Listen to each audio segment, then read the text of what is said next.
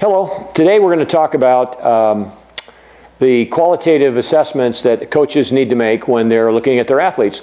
You know, we do a lot of, with Horizon, we do a lot of quantitative stuff. We use goniometers and inclinometers and all types of measuring devices to actually measure the joint angles.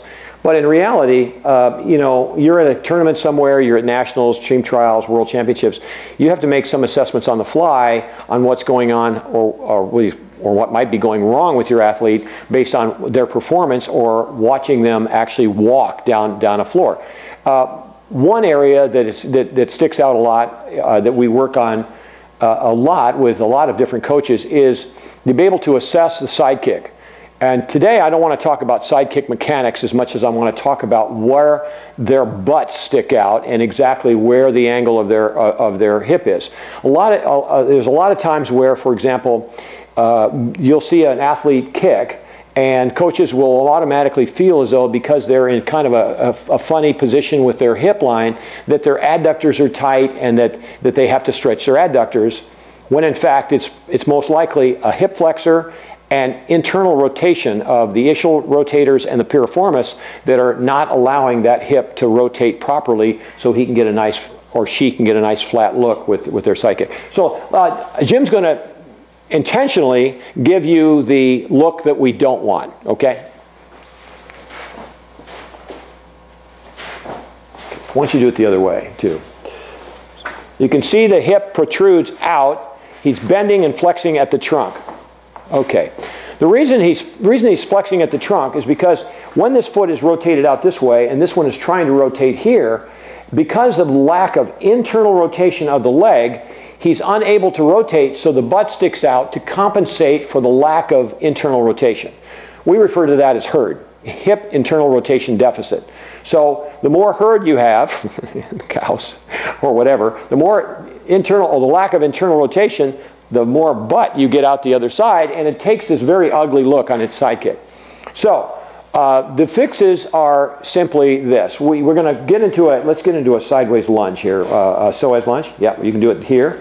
He's going to stabilize this straight up and down, drop into a lunge. This is going to go over his head. Now he's going to take his hips and tuck them forward and extend this arm as he drops in here, not all the way to the floor, just drop and stretch his psoas. You feel it stretching? Yes, oh yeah, it's stretching. Okay, now that's one way to do this hip flexor. He could also do it on the ground. Put your knee on the ground.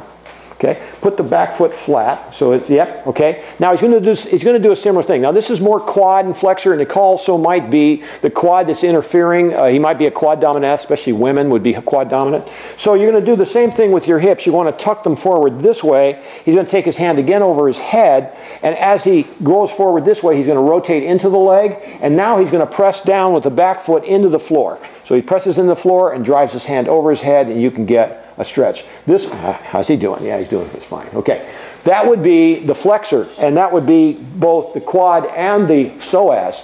If your athlete is more psoas dominant, you would do it from a lunge position. If they're more quad dominant with a little weaker flexor action, you would do it from the floor. Now that would take care of the flexor problem. Go ahead and lay down, Jim. The problem with the internal hip issue is here. You can look at them. You see the kick go kind of sideways. So lay them on the floor and make the thigh vertical, and then just turn the leg. Now this is external, so the leg is rotating externally. This is internally where the hip is rotating, and you can see that there is far less rotation here than there is here.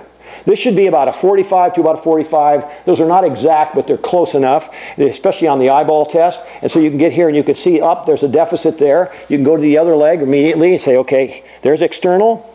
Oh yeah, there's a deficit there. So now we have the internal rotation much less than the external rotation. Okay, so what we're going to do is we're going to go to angle here. Okay, what he's going to do is the first stretch we're going to do down here is we're going to move his feet out like this. Yep, sideways. And we're going to split them out just like that. The feet need to be parallel. So you want to make sure they're parallel, and you want to move him out to where he's not very comfortable. And then you just want to help him assist right here. And this is actually quite a severe, keeping the feet flat on the floor. Now, you can do a contract relax where he pushes against the knee and then you go into another level, relax and push, okay? And you can do 20 to 30 seconds, or like I said, a contract relax, and this will get 5 of the 6 internal or ischial rotators, the ones that come off the ilium, right to the femur. The last one is the piriformis, as most of us are familiar with. You're going to get this at about 60 degrees, this here. So you step over so it locates him in a straight line. This is 90 degrees of hip flexion, and this is 90-degree bend here.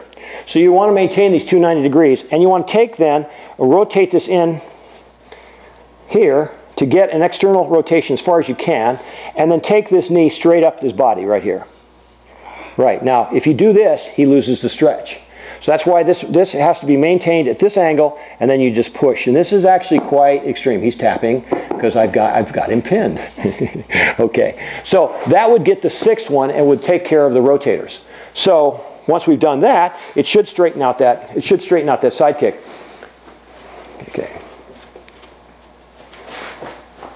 Yeah, it'll come much straighter.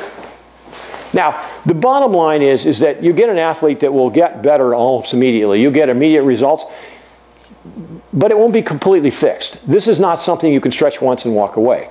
You might have an athlete who's extremely tight. You might have to stretch them before every performance, before they go out.